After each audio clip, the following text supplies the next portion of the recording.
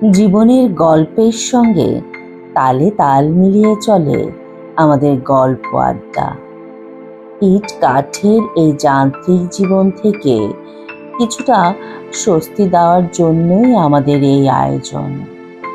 এক কাপ চা এবং সাথে গল্প আড্ডা। আসসালামু আলাইকুম, আপনারা শুনছেন গল্প আড্ডা। গল্প আড্ডায় আমাদের আজকের নিবেদনে থাকছে জলধর সেনের নির্বাচিত গল্প থেকে নেওয়া গল্প বাতাসি।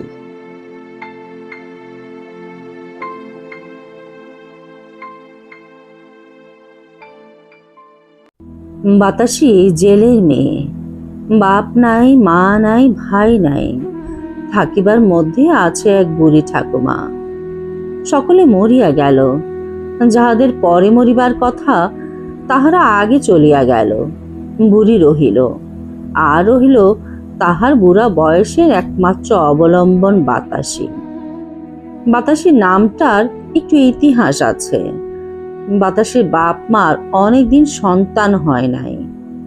তাহারা কত দেবতার মানত করিয়াছে, কিন্তু দেবতারা পাঠা, মহিষ, ষোড়শ পচার পূজা প্রভৃতির লোভ সংবরণ করিয়াছিলেন। মৎস্যজীবীর পুত্র সন্তান লাভে হতাশ হইয়াছিল। অবশেষে একদিন তাহার গৃহিণী গঙ্গা দেবীকে এক মন বাতাসা মানত করিল। গঙ্গা দেবীর বোধহয় সে সময় বাতাসা খাইবার স্বাদ হইয়াছিল। তিনি বাতাসার লোভে ভুলিয়া গেলেন। জেলের ঘরে একটি মেয়ে জন্মিল। মেয়ে ষষ্ঠী পূজার দিন এক মন বাতাসা গঙ্গা দেবীকে নিবেদন করিয়া দিয়া পাড়ার সকলে তাহাতে যথাযোগ্য ভাগ বসাইল। পুরোহিত মহাশয় বলিলেন, বাতাসা দিয়া যখন মেয়ে পাইয়াছে, তখন মেয়ের নাম থাকুক বাতাসি। পুরোহিতের কথা মতো মেয়ের নাম হইল বাতাসি। বাতাসির বয়স যখন 13 বৎসর, তখন তাহার পিতা বুঝিল আর বিবাহের চেষ্টা না করিলে নয়।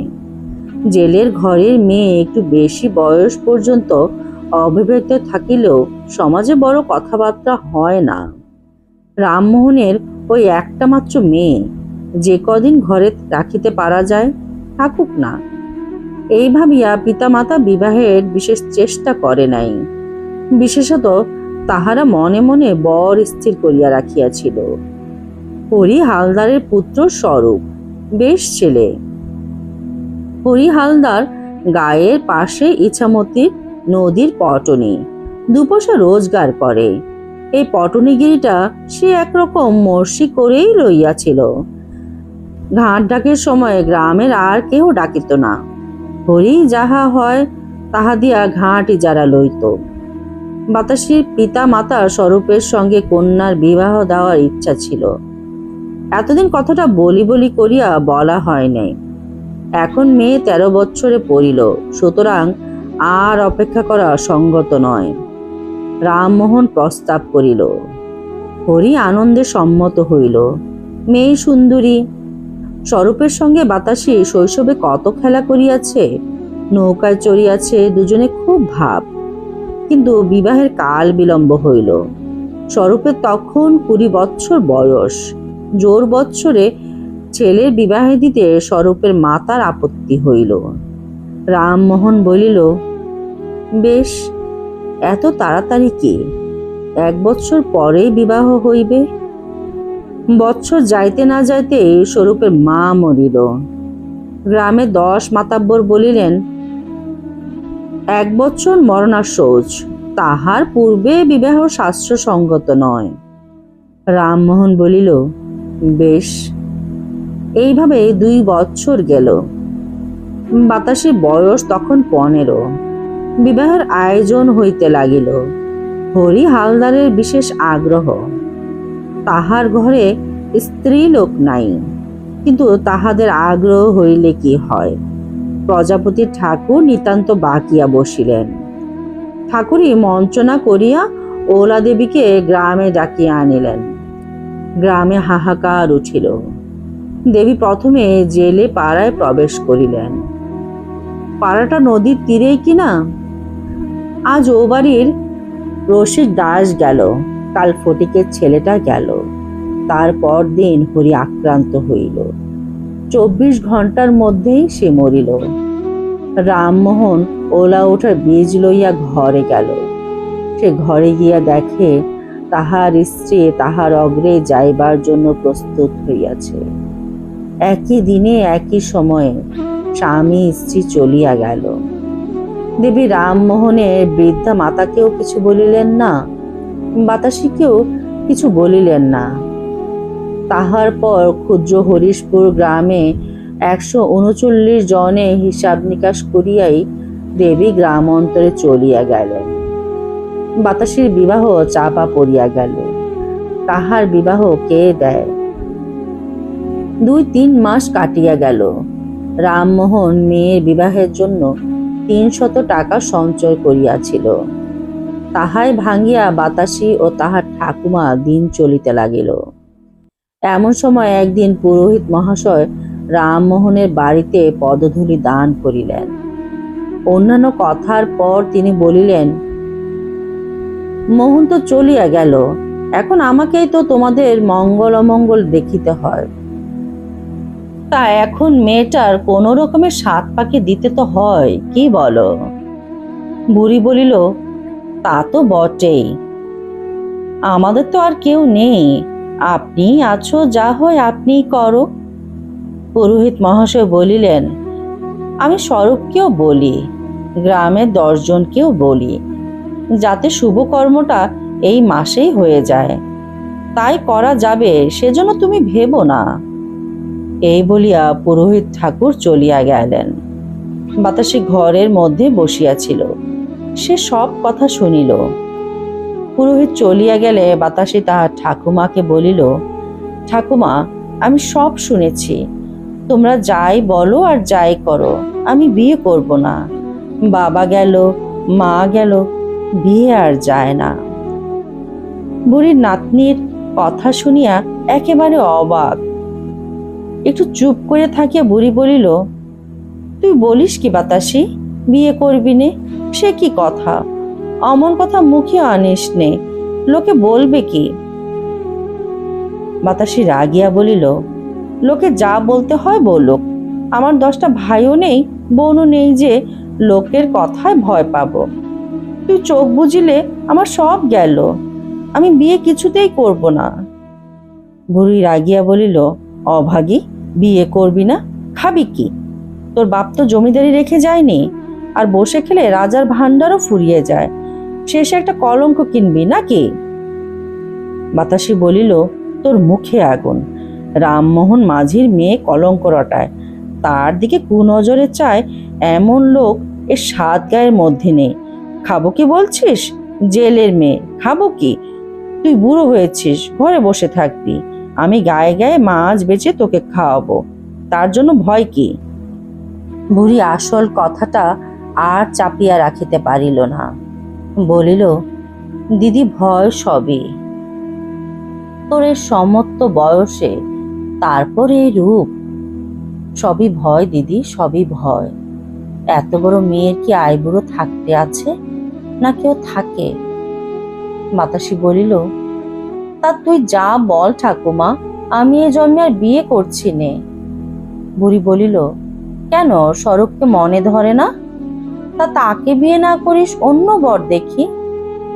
বাতাসী বলিল, তুই ফের যদি বিয়ের কথা বলবি, তাহলে আমার যেদিকে 2 চোখ যাবে সেদিকে চলে যাব। বুড়ি তখন বিমর্ষ ভাবে বলিল, তা আমি তো আর তোর সঙ্গে কথায় পেরে উঠবো না, যাই তোর বরের কাছে, সে যদি পারে। বুড়ি সত্যি সত্যি স্বরূপের বাড়ি গেল, তাকে সমস্ত কথা খুলিয়া বলিল। স্বরূপ কিছুক্ষণ চিন্তা করিয়া বলিল, ঠাকুমা, তুমি ঘরে যাও, আমি বাতাসীর মন বুঝিব। স্বরূপ অনেক চেষ্টা করিয়াছে, অনেক বুঝাইয়াছে, বাতাসীর সেই এক কথা, আমি বিবাহ করিব না, তোমাকেও না আর কাহকেও না। একদিন স্বরূপ বাতাসীকে বলিল, দেখো বাতাসী, তোমার জন্য আমি এতদিন বসে আছি, আমার এই সংসারে কেউ নেই, তুমি কি মনে করো আমি তোমায় ভালোবাসি নে? তুমি কি ভাবো আমি তোমার যত্ন করব না? বাতাসি, আমি তোমার দিন রাত ভাবি। ঝড় বৃষ্টির রাত্রিতে যখন নদীতে লোক পার করতে যাই, তখন তোমার মুখ মনে করেই আমি বল পাই। যখন খালি ঘরে আধার রাতে একলা রাধে বাড়ি, তখন তোমার কথাই মনে করি। কতদিন তোমার কথা ভাবতে ভাবতে রাত হয়ে যায়, আর রাধিনে না খেয়ে পড়ে থাকি। তারপর সকালবেলায় যখন তোমাকে দেখি, তখন মনেও হয় না যে আগের রাত্রে আমার উপোস গিয়েছে। বাতাসের স্বরূপ আর কিছু বলিতে পারিল না। তাহার চক্ষু অশ্রুসিক্ত হইয়া উঠিল। স্বরূপের কথা শুনিয়া বাতাসের মন নরম হইল কিনা বলিতে পারি না, কিন্তু আজ সে স্বরূপের সঙ্গে অনেক কথা কহিল। অন্যদিন স্বরূপের কথায় সে কানও দিত না। আজ সে স্বরূপকে বলিল, তোমাকে সোজা কথা বলি, দেখো তোমার কেউ নেই, আমার বুড়ির ঠাকুমা আছে। তোমার সঙ্গে আমার বিবাহ হলে ঠাকুমা কোথায় যাবে? তুমি বলবে আমার বাড়িতে এসে থাকবে, তা হতেই পারে না। রামমোহন মাঝির মা দুটো ভাতের জন্য তার নাচ জামাইয়ের বাড়িতে থাকবে, তা আমি কিছুতে সইতে পারবো না। আমি নিজে রোজগার করে আমার ঠাকুমাকে খাওয়াবো, তাকে তোমার দৌড়গড়ে আসতে দেব কেন? অহংকারী বলো আর যাই বলো, তোমায় আমি বলছি, আমার যে কথা সেই কাজ। হয়তো তুমি বলিবে, তুমিই আমাদের বাড়ি এসে থাকবে, তোমাকে ভালোবাসি আর নাই বাসি, তুমি ঘর জামাই হতে যাবে কেন? যে নিজের বাপের ভিটে ছেড়ে বিয়ের লোভে ঘর জামাই হতে চায়, আমি তাকে বিয়ে করব না। তুমি আর আমাকে কিছু বলো না। এরপর থেকে যদি তুমি আমার বিয়ের কথা তোলো, তোমার সঙ্গে আমি কথা কইব না। স্বরূপ নির্বাক হইয়া বাতাসের কথা শুনিল। তাহার কথা শেষ হইলে স্বরূপ কি বলিতে যাইতেছিল, কিন্তু বাতাসে তাড়াতাড়ি ঘরে চলিয়া গেল। স্বরূপ কি ভাবিতে ভাবিতে খেয়া নৌকায় গিয়া বসিল। বাতাসে এখন মাছ বিক্রয় করিয়া বেড়ায়। নদীর তীরে তীরে ঘুরিয়া জেলেদের নিকট হইতে সে মাছ কিনিয়া ওপারের হাটে যায়। সেখানে মাছ বিক্রয় করিয়া হাটের পরে আবার নদী পার হইয়া ঘরে আসে। প্রথম প্রথম কয়েকদিন সে স্বরূপের নৌকাতেই পার হইত। স্বরূপ সুবিধা পাইলেই বাতাসিকে কত কথাই বলিত। বাতাসি কোনো কথার উত্তর দিত না। 1 মাস পর একদিন বাতাসি মাসের পারের পয়সা 4 আনা স্বরূপকে দিতে গেল। স্বরূপ পয়সা লইয়া নদীর জলে ফেলিয়া দিল। তারপর বলিল, বাতাসি, তুমি কি মানুষ? কি বলে, আমার পাহাড়ের পয়সা দিতে এলে? বাতাসি এই কথার আর উত্তর দিল না, চুপ করিয়া ঘরে চলিয়া গেল। সেই দিন হইতে সে স্বরূপের ঘাটে আর পার হইত না। 1 ক্রোশ ভাটিতে আর একখানি খেয়া ছিল। বাতাসি সেই খেয়ায় পার হইত। তাহাতে এপার ওপার প্রায় 2 ক্রোশ পথ হাঁটিতে হইত, কিন্তু সে তাহা গ্রাহ্য করিত না। এদিকে স্বরূপের খেয়ায় প্রতিদিন কত লোক পার হইত। দূর হইতে লোকে যখন আসিত, তখন স্বরূপ মনে করিত উহাদের মধ্যে বাতাসি নিশ্চয়ই আছে। তাহারা ঘাটে আসিত, বাতাসি তাহাদের সঙ্গে নাই। স্বরূপ একটা দীর্ঘ নিঃশ্বাস ফেলিয়া নৌকা ছাড়িয়া দিত। কতদিন সে নৌকা লইয়া বসিয়া থাকিত, তাহার বুক ভাঙিয়া কান্না আসিত। বাতাসিকে পার করিবার জন্য সে কত আগ্রহে পথের দিকে চাহিয়া বসিয়া থাকিত। দিনের পর দিন গেল, বাতাসি আর পার হইবার জন্য আসে না। সন্ধ্যার সময় যখন পারের লোক আসিত না, স্বরূপ তখন নৌকায় বসিয়া আকাশ পাতাল ভাবিত। একটু শব্দ হইলেই তীরের দিকে চাহিয়া দেখিত। তাহার মনে হইত, এইবার হয়তো বাতাসে আসিতেছে। এমনই করিয়া কিছু দিন গেল। একদিন অপরাহ্নে বড় ঝড় উঠিল।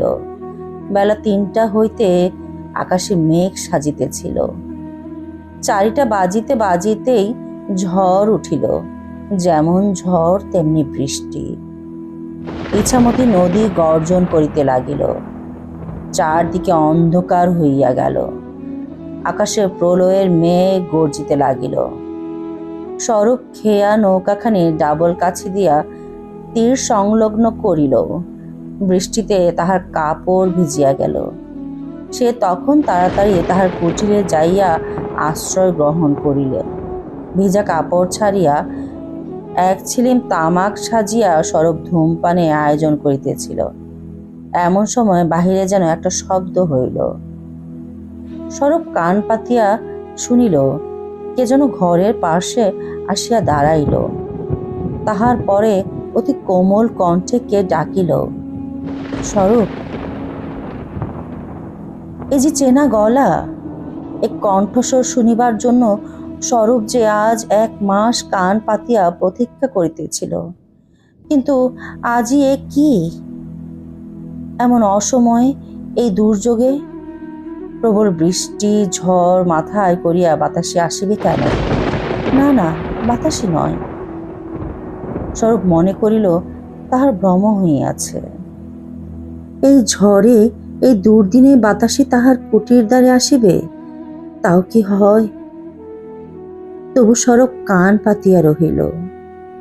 হায় মোহ! এবার শব্দটা আরেকটু স্পষ্ট হইল।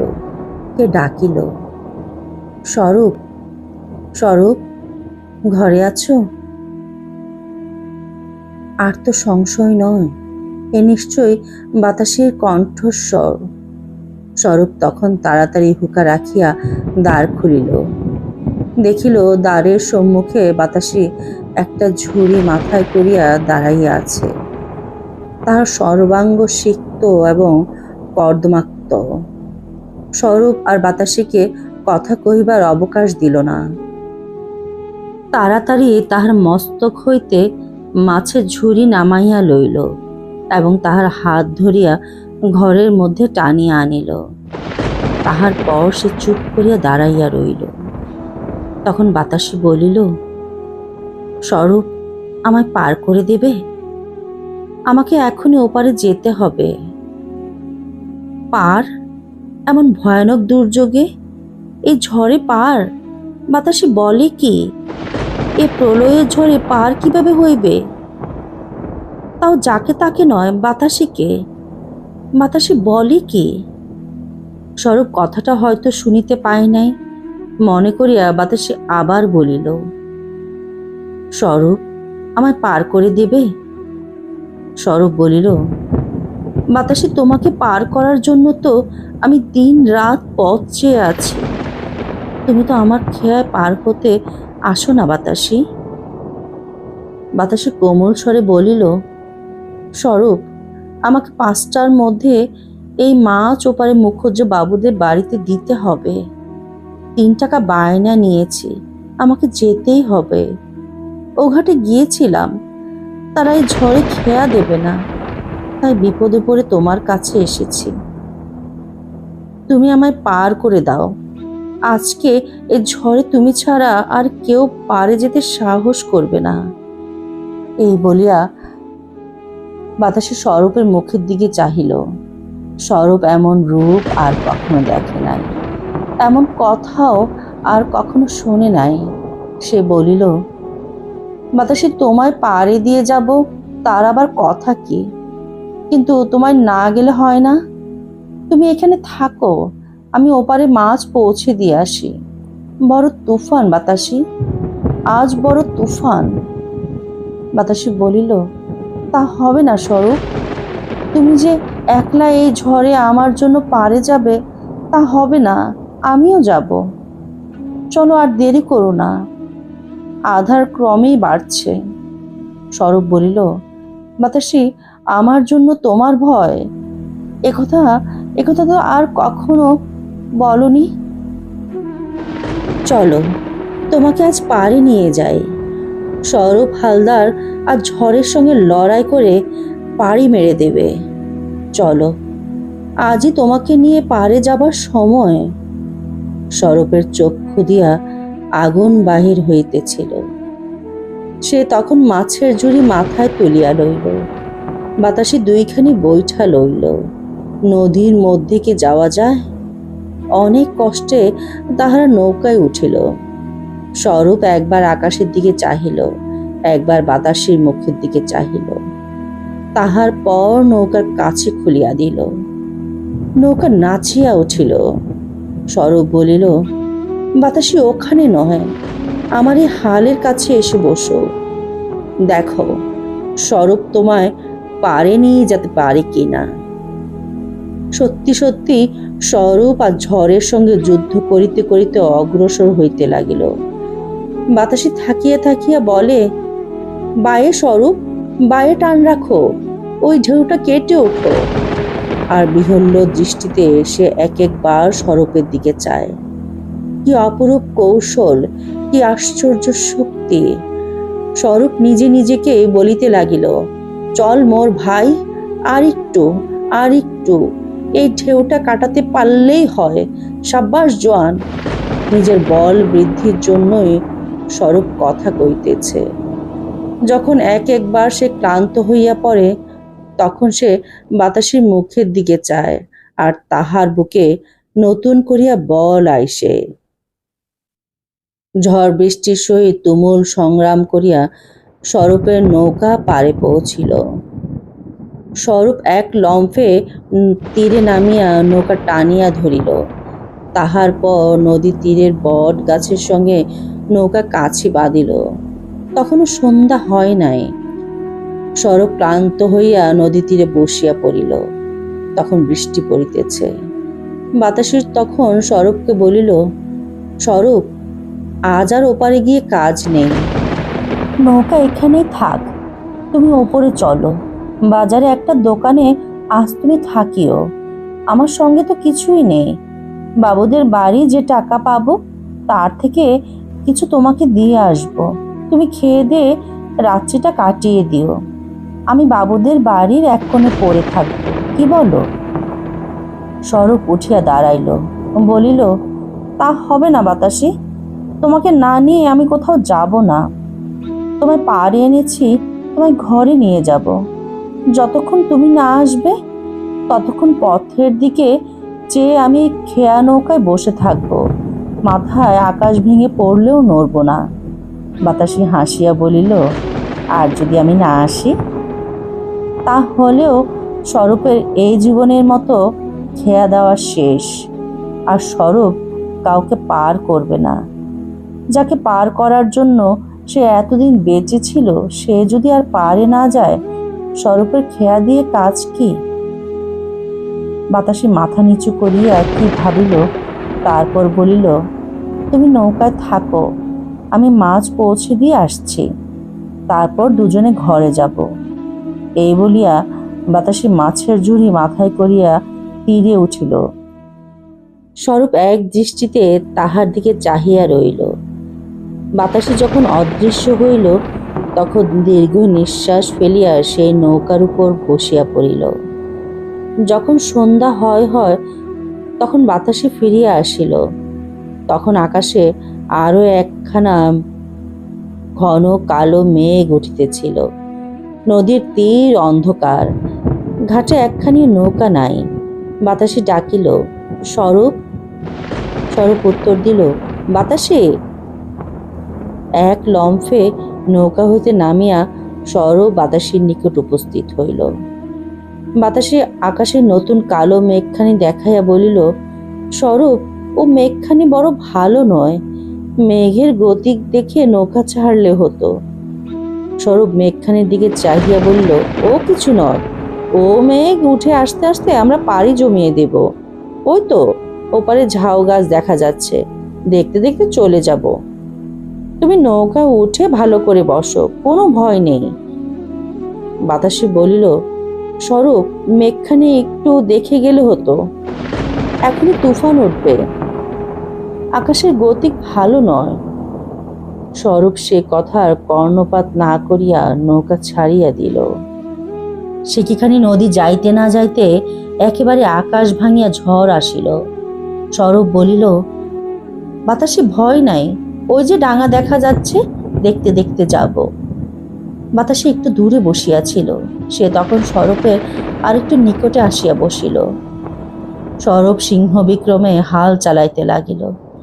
এমন সময় হঠাৎ হালখানি ভাঙিয়া গেল। স্বরূপ জলে পড়িতে পড়িতে বাঁচিয়া গেল। নৌকা ঢেউয়ের উপর আছাড় খাইতে লাগিল। স্বরূপ তখন চিৎকার করিয়া উঠিল, বাতাসি, এবার নৌকা গেল, আর রক্ষা নাই, বৈঠা কই? তখন বৈঠা খুঁজিয়া পাওয়া যায় না। তাহাদের অজ্ঞাতরে বৈঠা দুখানি জলে পড়িয়া গিয়াছিল। তখন স্বরূপ বলিল, বাতাসি, আর রক্ষার উপায় নাই, আমার জন্য ভাবছি না বাতাসি, কিন্তু আজ যে নৌকায় তুমি রয়েছ, তোমাকে আজ বাঁচাতে পারছি না, এ কষ্ট যে মরলেও যাবে না। বাতাসি, কেন তোমায় এ ঝড়ের মধ্যে নৌকায় তুলেছিলাম, কেন তোমার কথা শুনলাম না, আমি তোমাকে মেরে ফেললাম। বাতাসে, ওই যে ঢেউটা আসছে, ওই ঢেউয়ে আমাদের নৌকা ডুবে যাবে। বাতাসে তখন উঠিয়া দাঁড়াইয়াছে। সে বলিল, স্বরূপ, আমি মরিতে ভয় পাই, এসো দুজনে আজ গলা জড়িয়ে ধরে মরি। আজ আমাদের বিয়ে স্বরূপ, আজ আমাদের বিয়ে। এই বলিয়া বাতাসে স্বরূপের গলা জড়াইয়া ধরিল। বাতাসি তখন চিৎকার করিয়া বলিল, স্বরূপ, চলো আজ আমরা পারে যাই। প্রকাণ্ড একটা ঢেউ আসিয়া নৌকাখানি আছড়াইয়া ফেলিল। স্বরূপ ও বাতাসি দৃঢ় আলিঙ্গনে বদ্ধ হইয়া ইছামতির গর্ভে ডুবিয়া গেল। আজও বদনগঞ্জের লোকেরা স্বরূপ বাতাসের গল্প করে। যে ঘাটের সম্মুখে তাহাদের নৌকা ডুবিয়াছিল, এখনো তাহাকে সকলে স্বরূপ মাঝির ঘাট বলিয়া জানে।